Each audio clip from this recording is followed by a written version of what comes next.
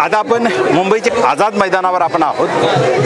मराठीच्या संदर्भामध्ये हिंदी सक्ती जी झाली होती महाराष्ट्रामध्ये, त्याच्या विरोधात सर्व राजकीय पक्ष, सामाजिक संघटना एकवटल्यानंतर त्या आदेशाची होळी झाली आणि तो आदेश मागे घेण्यात आला।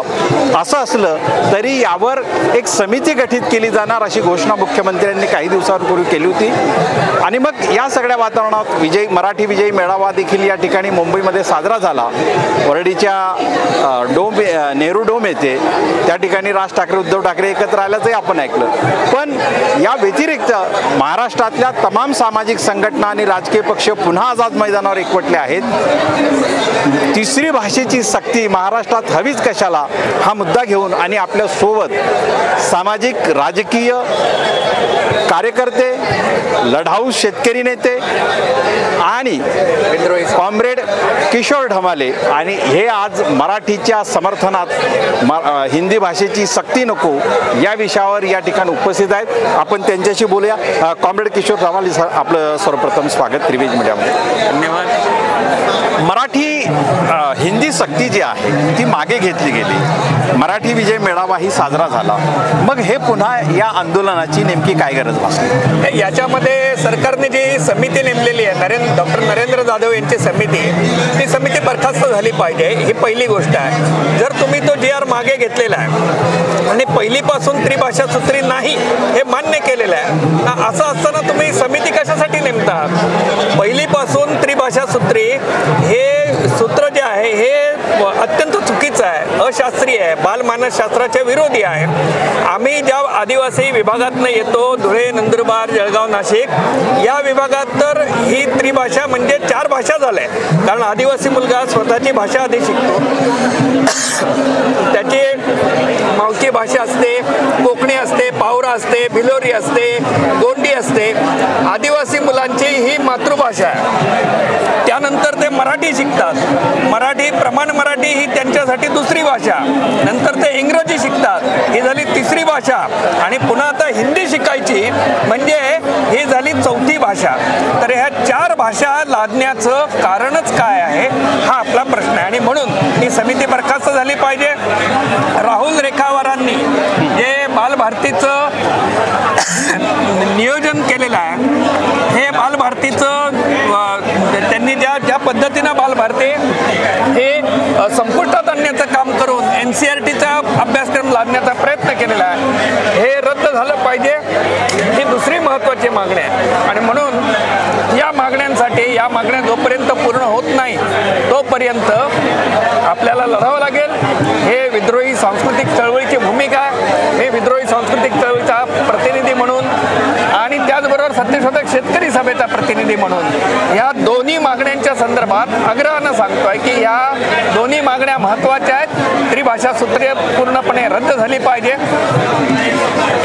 पण भाषेच्या संदर्भामध्ये जे आता पूर्वी ही सेमी इंग्रजी हे लावलं गेलं आहे आणि सेमी इंग्रजीचा परिणाम असा आपल्याला दिसतो की पहिले सेमी इंग्रजी नसल्यामुळे 5वी पासून इंग्रजी सुरू व्हायची, तर बऱ्याच वेळा विद्यार्थ्यांना ग्रॅज्युएट होऊन गेल्यापर्यंत ही इंग्रजी येत नव्हती, परंतु आता सेमी इंग्रजी पहिलीपासून असल्यामुळे विद्यार्थ्यांना 10वी 12वी पर्यंत इंग्रजी चांगलं बोलता येतं। मग अशी एक जी भाषा आहे की जी देशव्यापी आहे, ती भाषा जरी विद्यार्थ्यांच्या व्यक्तिमत्वात आली तर त्याचा एक परिणाम मग काय आहे? नाही, पहिलीपासून इंग्रजी शिकवायच्या सक्तीचा जो प्रयत्न झाला तर तो ठीक आहे, आपण तो मान्य केला की एक जगाची भाषा म्हणून, जगाची खिडकी उघडण्याची भाषा म्हणून आपण त्याबद्दल बोलू।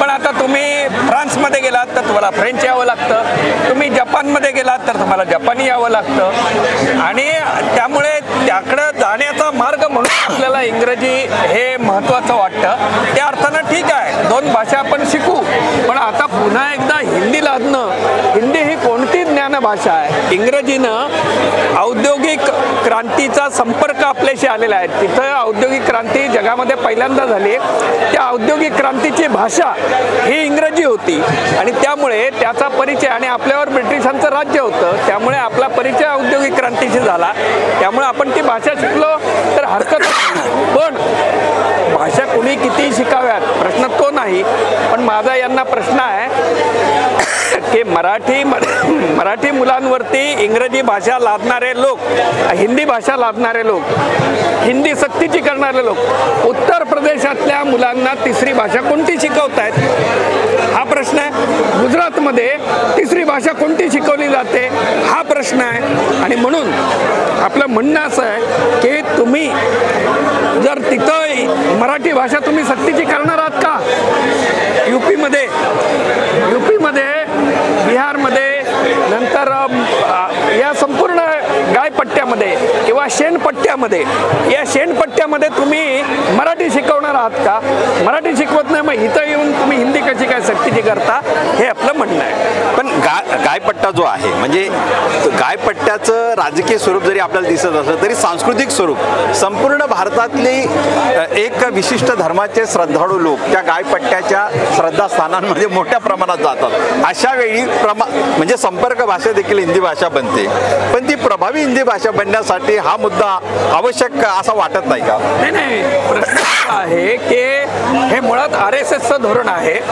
एक भाषा, एक धर्म, एक झेंडा, एक पेहराव, एक अभ्यासक्रम, हे सगळं जे आहे ते मानवांचं एकसाचीकरण करण्याचा RSSचा हा ब्राह्मणी फॅसिस्ट अजेंडा आहे.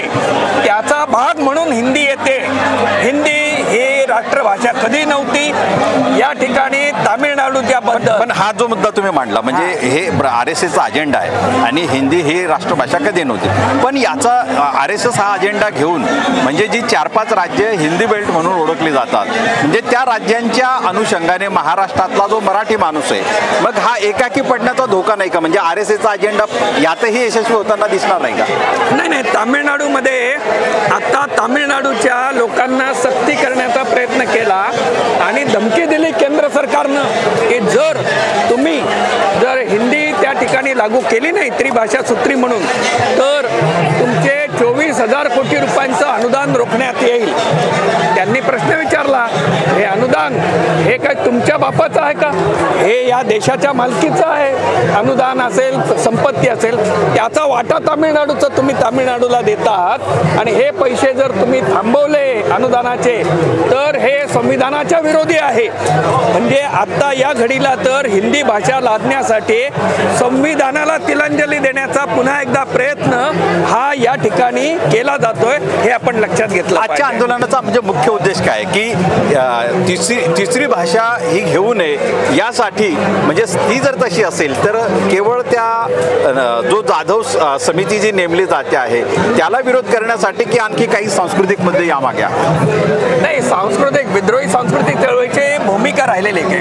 भाषेचं पण एक राजकारण असतं. म्हणजे अभिजात भाषा ही कोणती भाषा? प्रमाण भाषेला अभिजात भाषेचा तुम्ही दर्जा देतात, तो लढा आहेच आहे. मराठी ही प्रमाण मराठी नाही आहे. बोली ऐराणी आहे, नंतर वराडी आहे, कोकणी आहे, या वेगवेगळ्या भाषा ज्या आहेत या भाषा या मराठीच्या बोली भाषा आहेत. तेव्हा बोली भाषांना मारून तुम्ही प्रमाण भाषेचं सार्वत्रिकीकरण करू शकत नाही.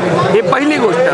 दुसरी महत्त्वाची गोष्ट की प्रमाण भाषेच्या आधारे शिक्षण मिळणं, अभ्यासक्रम घेणं हे ठीक आहे, पण आमच्या बोली भाषा पण टिकल्या पाहिजेत यासाठी सुद्धा सरकारने प्रयत्न केले पाहिजेत.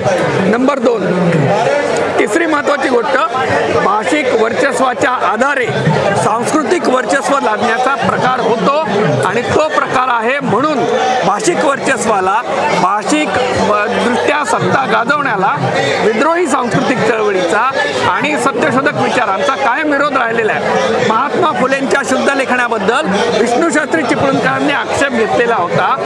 त्याला उत्तर म्हणून फुल्यांनी सांगितलं ही आमची भाषा आहे, ही जनांची भाषा आहे, ही सर्वसामान्यांची भाषा आहे आणि म्हणूनच मराठी प्रमाणकरण, कुठल्याही भाषेचं प्रमाणीकरण करणं हे समूहांना वगळण्यासारखं असतं आणि म्हणून तो जाती व्यवस्थेचा एक भाग आहे की तुमची भाषा कमी दर्जाची, आमची भाषा उच्च दर्जाची, आम्ही प्रमाण भाषा, आमची भाषा शुद्ध, प्रमाण, अभिजात हे सगळे शब्द जे आहेत या सगळ्या संकल्पना ज्या आहेत या भाषिक वर्चस्वाच्याच आहेत आणि म्हणून या संकल्पनांच्या पलीकडे जाऊन भाषिक विविधता ही जपली गेली पाहिजे.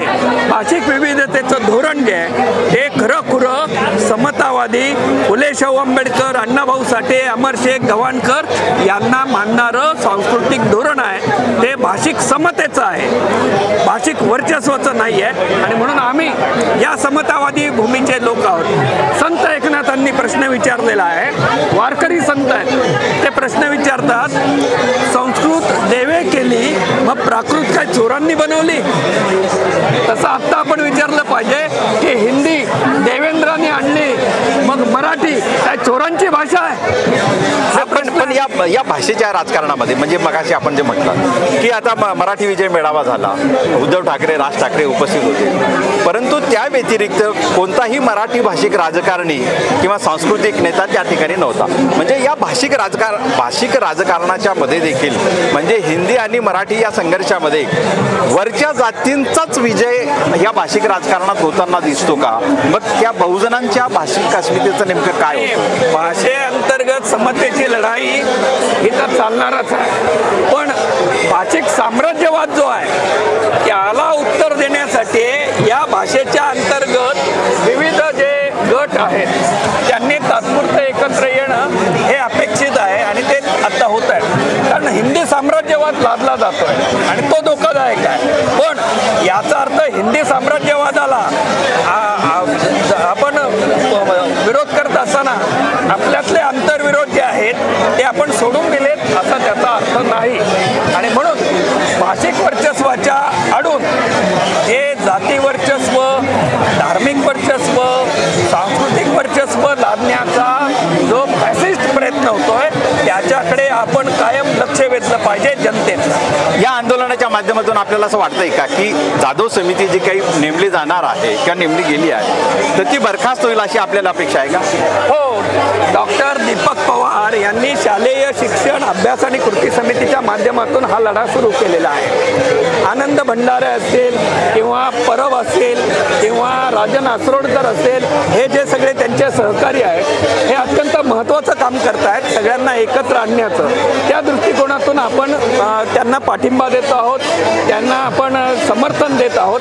हे समर्थन जे आहे हे याचसाठी आवश्यक आहे हे जाधव समिती बरखास्त झाली पाहिजे, ती होईल, ती झाल्याशिवाय राहणार नाही, हे काळ्या दगडावरची रेघ आहे. बिलकुल. किशोर ढमाले यांनी आजच्या या मराठी भाषा किंवा तिसरी भाषा सक्तीच्या संदर्भात आपले या ठिकाणी विचार मांडलेले आहेत. आपण नक्कीच त्यांच्या मराठी भाषिक म्हणून त्यांच्या आंदोलनाला यश मिळेल ही अपेक्षा करूया आणि त्यांच्या आंदोलनाला शुभेच्छा देऊया.